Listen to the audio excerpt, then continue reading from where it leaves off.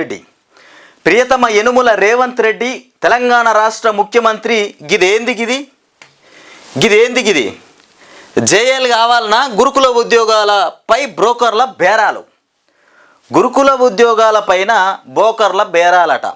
JL కావాలంటే 30 లక్షల రూపాయలు ఇస్తే ఉద్యోగం ఇప్పిస్తామని బ్రోకర్లు పడ్డారట. కేసీఆర్ గతంలో మొత్తుకున్నాడు, ఏంది కాంగ్రెస్ పార్టీ అధికారంలోకి వస్తే దొంగల రాజ్యం దోపిడి రాజ్యం వస్తుందని చెప్పిండు.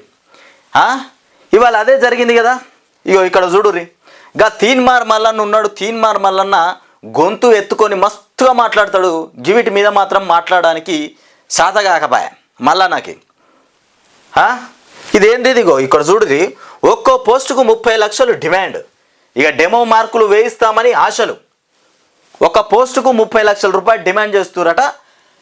డెమో మార్కులు వేయిస్తామని ఆశలు చూపుతున్నారట. గురుకుల పోస్టులకు 1-2 జాబితాలోని అభ్యర్థులే టార్గెట్. ఇక ఆందోళన బాటలో అభ్యర్థులు. ఇక ఇటీవల ప్రజాభవన్ ఎదుట ధర్నా, సెక్రటేరియట్ ముట్టడికి సన్నాహాలు. ఇక ట్రిబ్ వ్యవహారం పైన అనుమానాలు. కట్ ఆఫ్ మార్కులు ప్రకటించినటువంటి ట్రిబ్ వ్యవహారాల మీద అనుమానాలు వస్తున్నాయట. కట్ ఆఫ్ మార్కులు ప్రకటించకపోయే వరకల్లా ఇక ట్రిబ్ వ్యవహారం మీద అనుమానాలు వ్యక్తమైపోతున్నాయి. ఈ ఎంపికైన అభ్యర్థుల మార్కులు వెల్లడించకపోవడం పైన కూడా ఆందోళన. ఇక ఆర్టీఐ కింద కోరిన స్పందన కరువు అయిపోయింది. దీని విషయం మీద ఆర్టీఐ కింద స్పందన కోరితే అది కూడా కరువే. ఇక ట్రిబ్ వ్యవహారమే ఆరోపణలకు ఊతం.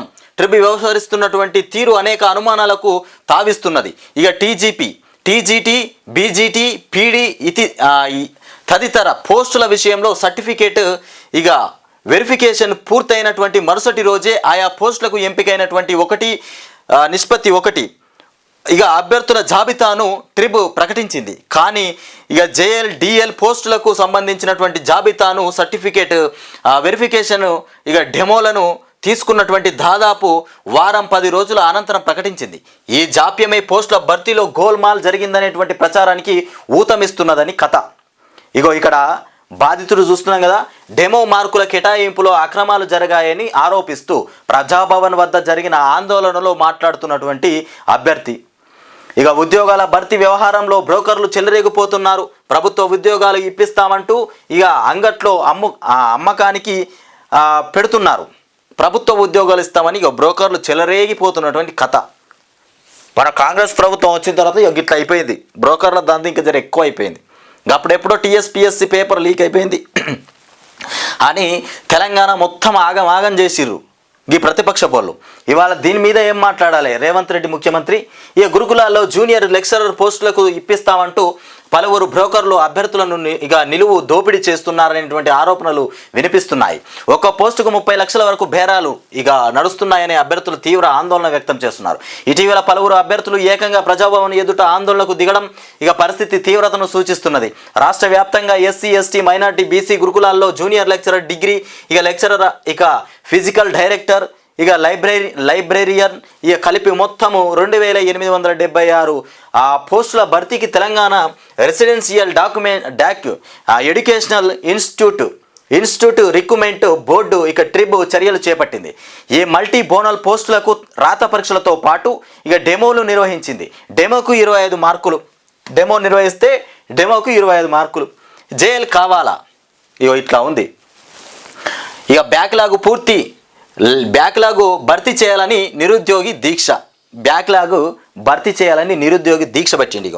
గురువారం ఖమ్మం జిల్లా ఇక కల్లూరు మండలం నారాయణపురంలో రిలే నిరాహార దీక్ష చేస్తున్న నిరుద్యోగి ఇక తుమ్మల జయరాజు రాష్ట్రంలోని గురుకుల పాఠశాలల్లో ఖాళీగా ఉన్న బ్యాక్లాగ్ పోస్టులను వెంటనే భర్తీ చేయాలని డిమాండ్ చేస్తూ ఖమ్మం జిల్లా కల్లూరు మండలం నారాయణపురం గ్రామానికి చెందినటువంటి తుమ్మల జయరాజు తన ఇంటి వద్ద గురువారం రిలే నిరాహార దీక్ష చేపట్టారు.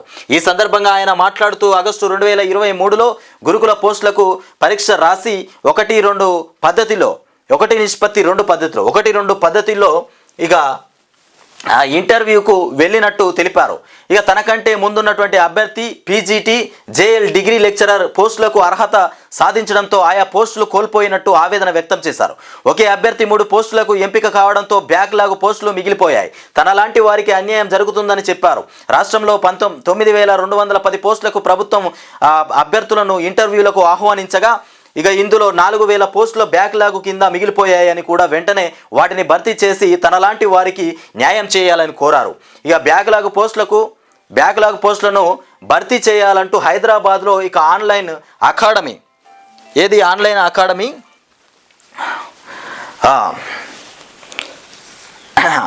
అకాడమీ డైరెక్టర్ అశోక్ 5 రోజులుగా నిరాహార దీక్ష చేస్తున్నారని, ఆయనకు మద్దతుగా తాను కూడా రిలే దీక్ష చేపట్టినట్టు ఆయన పేర్కొన్నారు. ఇట్లా ఉంది. జైలు కావాలంటే 30 లక్షల రూపాయలు డిమాండ్. ప్రభుత్వం వచ్చిన తర్వాత ఇట్లాంటి దగాకోరులు ఎక్కువైపోయారు. బ్రోకర్లు వస్తారని చెప్పింది కదా కేసీఆర్. ఆ బ్రోకర్ల దండ మనకి ఇప్పుడే కనబడుతుంది. స్టార్టింగ్లోనే కేటాయించడంతో కొందరు బ్రోకర్లు అక్రమాలకు తెర తీశారనేటువంటి ఆరోపణలు వినిపిస్తున్నాయి. 1-2 జాబితాలో ఉన్నటువంటి అభ్యర్థులతో బేరాసారాలు దిగారని ఇక బాహటంగా చర్చించుకుంటున్నారు. ముఖ్యంగా రాత పరీక్షలో తక్కువ మార్కులు వచ్చినటువంటి అభ్యర్థులను గుర్తించి వారితో బేరాసారాలు నడిపి ఇక 10 లక్షల నుంచి 30 లక్షల వరకు వసూలు చేసినట్టు పరీక్ష రాసిన వారు ఆరోపిస్తున్నారు. భారీ మొత్తంలో డబ్బులు ఇక ముట్టజెప్పిన వారికి డెమో మార్కులు అధికంగా వేయించి తుది జాబితాలో ఎంపిక అయ్యేలా చేస్తామంటూ ఆశ చూపుతున్నారని వారు అంటున్నారు. ఇక డెమో మార్కుల కేటాయింపులో అక్రమాలు వల్లే రాత పరీక్షల్లో మంచి మార్కులు వచ్చిన వారికి కూడా తుది జాబితాలో చోటు దక్కలేదని పలువురు అభ్యర్థులు ఆందోళన వ్యక్తం చేస్తున్నారు. ఈ నేపథ్యంలో రాత పరీక్షకు హాజరైనటువంటి పలువురు అభ్యర్థులు ప్రజాభవన్ వద్ద నిరసనకు దిగడం గమనార్హం. ఇక దీనిపై ప్రజావాణిలో ఇప్పటికే 4 సార్లు ఫిర్యాదు చేశామని అయినా ప్రభుత్వం నుంచి స్పందన లేదని అభ్యర్థులు ఆందోళన వ్యక్తం చేస్తున్నారు. ప్రజావాణిలో మొదటిసారి దరఖాస్తును అందజేసినప్పుడు ఇక అక్నాలెడ్జ్మెంట్తో పాటు ఇక దరఖాస్తును స్వీకరించినట్టు మొబైల్కు ఇక మెసేజ్ వచ్చిందని, కానీ ఆ తర్వాత దరఖాస్తు అందజేస్తే అటువంటి మెసేజ్లు కూడా రాలేదని చెప్తున్నారు. ప్రభుత్వం వెంటనే స్పందించి ఇక డిఎల్ పోస్టుల భర్తీపై ఇక పూర్తి స్థాయి విచారణ జరపాలని, ఇక డెమోలను మరోసారి నిర్వహించాలని కూడా డిమాండ్ చేస్తున్నారు. డిఎల్ పోస్టులకు సంబంధించినటువంటి నోటిఫికేషన్ జారీ చేసిన సందర్భంలోనే ఇక సబ్జెక్టుల వారీగా మల్టీ జోనల్ ఇక స్థాయిలో ఉన్నటువంటి ఖాళీలు, జనరల్, ఎస్సీ, ఎస్టీ, బీసీ, మహిళా reservation sports ex service mens తదితర కోటా కింద కేటాయించినటువంటి పోస్టుల వివరాలన్నీ ఇక ట్రిబు స్పష్టంగా పేర్కొన్నది. అయితే దానిని అమలు చేసిందో లేదో తెలియని పరిస్థితి నెలకొన్నదని ఇక మరోవైపు జేఎల్డిఎల్ పోస్టులకు సంబంధించి ఇప్పటి వరకు థియరీ మార్కులను కూడా ప్రకటించలేదు. ఇక రాత పరీక్షకు సంబంధించినటువంటి తుది కీని మాత్రమే విడుదల చేసింది. ఇక రిజర్వేషన్ల ప్రకారం కట్ ఆఫ్ మార్కులు, డెమో